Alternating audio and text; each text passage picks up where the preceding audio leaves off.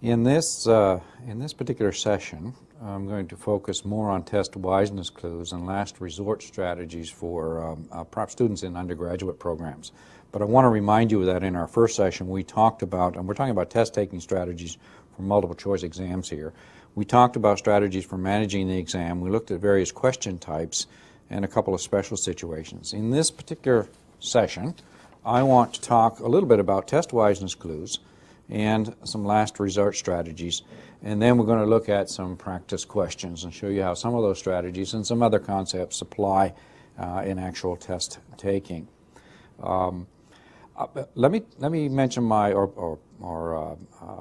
mention my disclaimer at this point. Sometimes I am accused of talking about test-wiseness strategies and clues and guessing strategies as the end-all in test-taking, and that you don't need to know anything. I want to assure you that there is no test strategy in the world that is going to make a difference if you don't know your material. The best test strategy in the world is to know your stuff. If you don't study, it's going to show up, and you can have the best strategies in the world, and they're not going to do a whole lot for you. Now, there are some people who take tests very well. There are others who struggle with them. I think being test-wise and having some strategies can allow you to be a little more relaxed, and they also can help you by confirming that you're on the right track and kind of confirming that you know your material. And that's the perspective I want you to take from this. Let's look at test-wiseness clues. We're going to look at 4 of them here, and one of them particularly in the undergraduate context, and then some last resort strategies. A, what I call mutually exclusive or contradictory pairs. All right? And these are all one best answer questions that we're dealing with. Opposites or contradictory pairs. The concept here is if you, during your scan of the answers, notice that 2 answers contradict with each other, it's usually a red flag. It says, think about me, think about me. In a high percentage of the time, one of those contradictory pairs tends to be the answer. Doesn't guarantee it, so don't hunt me down if you went with one of the opposites and shoot me one day, but understand that it is a technique. In this case, we have Magnetic Hill near Moncton, appears to run. You'll notice that A says upward, but actually downward, and downward, but actually upward. In this case, I would be thinking about those 2 opposite answers. And in this case, this one happens to be the answer. If anybody is aware of Magnetic Hill, you actually drive down a hill, turn your car around, put it in neutral, and the car will scoot to the top of the hill. It happens to be an optical illusion, but be aware that contradictory pairs are a red flag, and they say, think about me. The next test-wiseness clue has to do with the negative question that we discussed in our first session. The negative question is a question that might have one of these words, all but one. Popular one is except, okay? No, not, never, okay? Word least. If you have one of these words, usually in your question, then you know you're dealing with a negative question.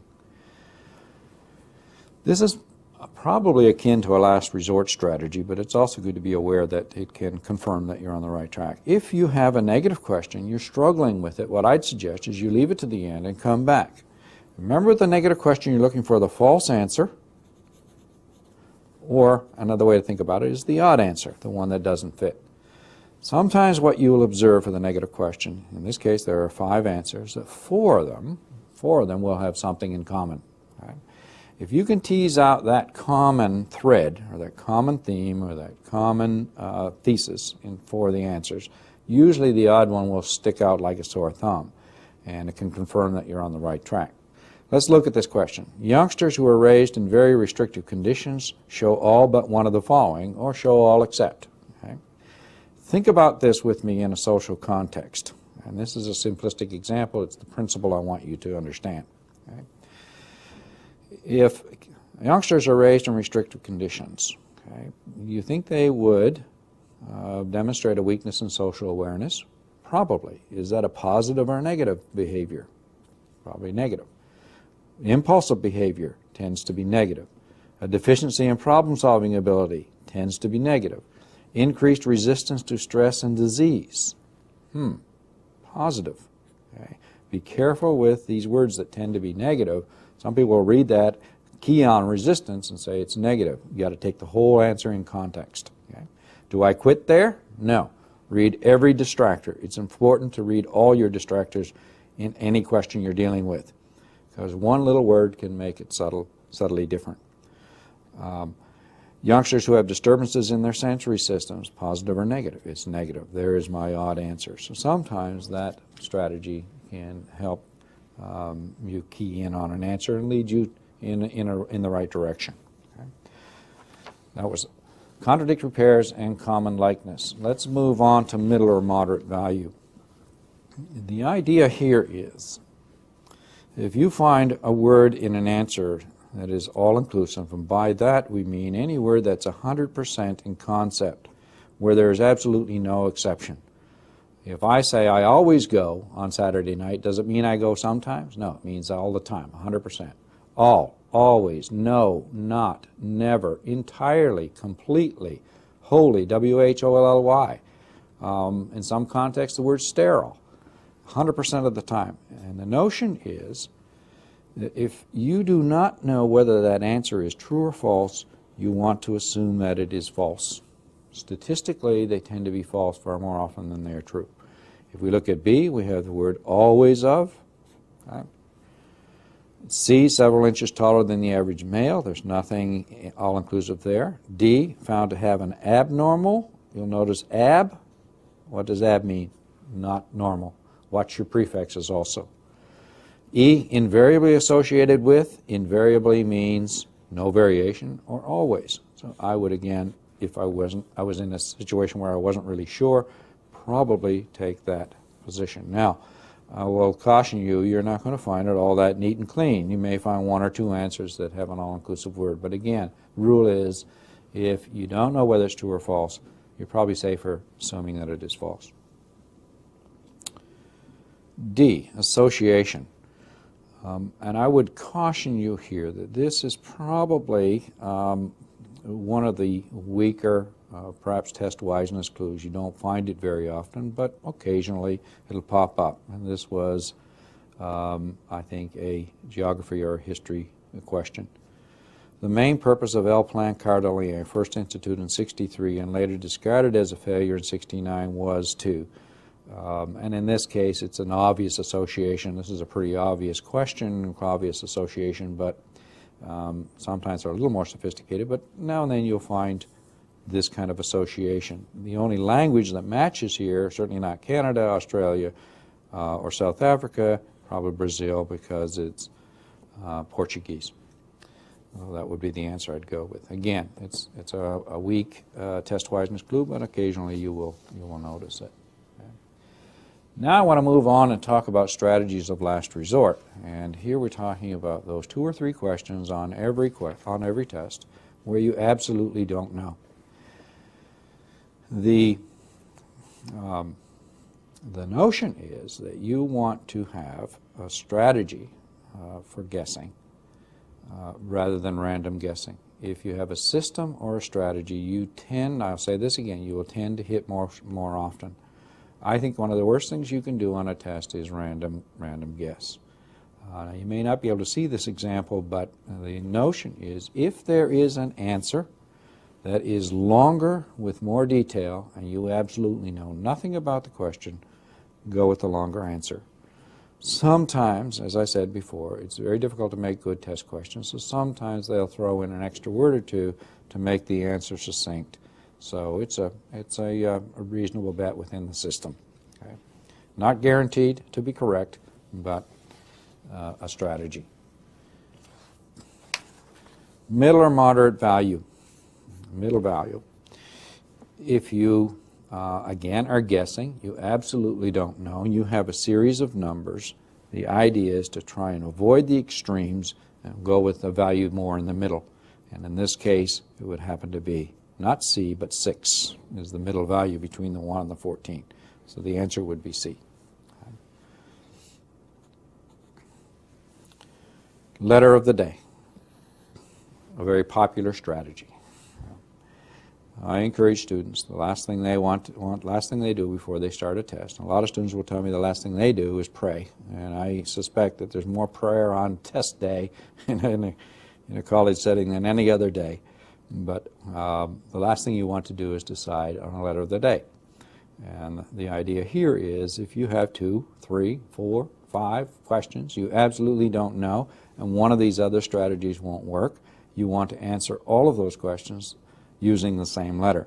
Most students will go with B or C. And nowadays, answers are pretty randomized, so I'm not sure it makes a big difference, but again, you tend to stay away from the outliers and maybe want to go with B or C. And you want to be consistent. Because statistically, I think you will hit more often. I will sometimes suggest to students that if they had 4 questions and they absolutely didn't know, and each of those questions had 4 answers, and you random guess, your odds tend to be 1 in 16. If I were to answer all of those questions C, I probably would increase my odds to 1 in 4, a little better odds. Right? So, letter of the day, popular strategy. Association STEM option. Okay. I will mention that this guessing strategy applies more to undergraduate programs. At the graduate level, the professional school level, I would avoid it like the plague. It tends to be a distractor to pull you away. Undergraduate, you have to, you determine yourself whether you want to use it or not. It's totally up to you. But occasionally you will find a word in the question that is matched in one of the answers. And you could use that as a guessing strategy. But again, I'm always cautious with that particular strategy. All right, I want to move on very quickly and take you through some questions. And I have pulled these from different disciplines. Some come from medicine, some from history, science courses, perhaps geography, and show you how some of these strategies apply. These are all one best answer questions. In question number 1, first thing I notice, it is a negative question. Okay? My strategy here is if I felt I knew anything about this answer or this question and could answer it, I would probably rid myself of the negative word, read it as positive, and find the false answer. Okay? But I'm going to assume that I don't know the answer. It's something I've never seen before. Okay? And so I'm going to read my question. Tumors that are somewhat responsive to therapy and should be investigated in patients with carcinoma or cancer of unknown primary origin include all the following except. I often, when I read a question, stop and put it in my own words to help me understand. Okay? Here the patient has a tumor or tumors that are somewhat responsive to therapy or treatment. And they should be investigated in patients where that cancer has an unknown primary origin. I would investigate it in all of these except one of them. Okay? Now, I absolutely don't know. So I am going to use my association or my patterning, my pattern strategy. I'm going to look for a common likeness. We talked about that earlier in the first session, common likeness.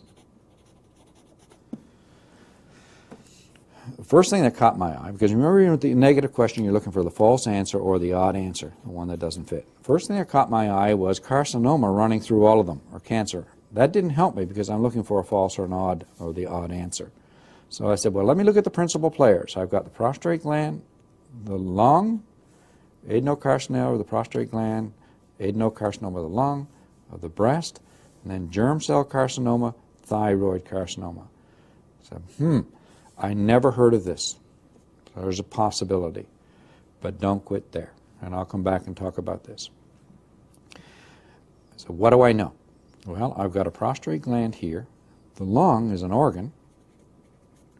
The breast, we're talking about the mammary gland. Thyroid, I know is a gland. And I said, well, there's a pattern. Let me take a chance that those are out. So I am down to the lung and germ cell, which I never heard before. Okay? Which one do I go with?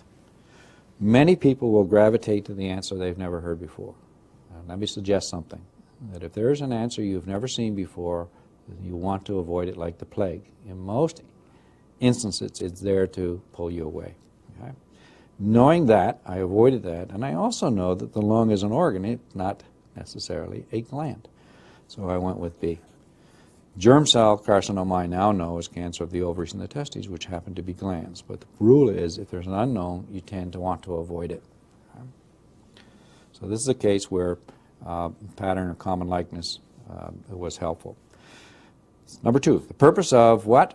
Preoperative skin preparation is to. Why do I prepare the skin before an operation? To reduce the number of microorganisms, to remove all resident bacteria, to render the skin sterile, or accomplish all of the above. This is a popular answer, to accomplish all of them, because it makes sense. However, look at this. One of those cautionary words, all-inclusive. Okay? If I reduce the number of microorganisms, am I removing all the resident bacteria? No, contradiction. The other notion is that sterile is an all-inclusive word. If I remove all resident bacteria, am I not rendering the skin sterile? Another concept in test taking is if two answers say the same thing, they tend to be wrong. Okay? And since these two are contradictory, I would pick A, reduce the number of microorganisms. So always be cautious when you find all-inclusive words in your answers. I have not talked about this concept, but it's very simple. Here's a question that probably came out of geography or history. The country of Franklin was particularly influential in the early 19th century economic policy. This influence has been of great interest to historians since the population of Franklin was less than. I've never heard of Franklin. I don't know if there ever existed a place ever existed called Franklin. But I don't know what the population was. I know it was less than the highest number. So it's at least a strategy. Always go, if it says less than, go with the highest, because it has to be less than the highest. Okay. Number 4, good psych question. In a recent article published in the British Journal of Psychiatric Modalities, the authors compared 13 widely used psychological interventions and found that, and look at A, Americans did not use. Okay. Freud's psychoanalytic approach took too long and produced what? No cures. Carl Rogers' client-centered counseling was uniquely successful. Possible. Glasser's reality therapy could not be used on clients with IQs under 90. Okay. If I were faced with the situation of not knowing, I'd probably go with C and take a chance that these were wrong. In this case, I'd happen to be right. In number 5, you should be able to download a copy of these so that you have them in front of you as you go through this tape. Number 5, we're talking about the David Act, adopted by Congress in the early 20th century, and it became a significant piece of legislation because of an amendment attached to the bill. I don't know. I, frankly, had never heard of the David Act. Maybe I should have, but in this case, I would have to guess. And I would go with the longest answer, with more detail. And luckily, I was right. Number 6, cells that look like parent cells are called undifferentiated anaplastic, well-differentiated, or pseudopodia. The first thing that catches my eye is I have a contradictory pair. Two opposites, undifferentiated, well-differentiated. Okay? At least I've got a 50-50. In this case, the other thing that catches my eye is this un, which means not. And so if I'm not really sure, I tend to avoid that and go with the well-differentiated, which would, in this case, allow me to get credit for that question. Number 7 is another accept question. Okay? And in this case, you have a man who's going in for a gastrectomy. He's 70 pounds overweight. And this is actually a surgical removal of the stomach, or partial removal of the stomach. He's 70 pounds overweight and he smokes 2.5 packs of cigarettes a day. Areas of what? Pre-op teaching important for Mr. C would include all of these except one. What would I teach him? What would I not teach him? Okay. If I wasn't sure, I'd be looking at whether there was a pattern or a relationship, common relationship in these answers. And in the interest of time, I will note that A is very objective. I can show him the use of the incentive spirometer. It's an instrument that they have patients blow in after surgery to keep their respiratory system healthy and exercised. Can I show him how much pain he should expect? No. Can I show him how to log roll to get out of bed? Yes. Can I show him leg exercises? Yes. I am looking for the odd one or the exception, which would be. many students will gravitate to B and say, yes, I would teach them about pain, but the notion is, can I talk about how much? You can't quantify that. Okay. Number 8, government policy making process depends on the relationship and the interaction of the, you'll notice only and only, probably not. And in that case, if I were guessing, I'd go with the longest answer, which would happen to be right. Number 9 is a more than, and in a more than situation, I'm going to go with the lowest answer. Number 10, we hadn't talked about this, but you remember me talking in the first session about always going with the mid-range. But in cases where you have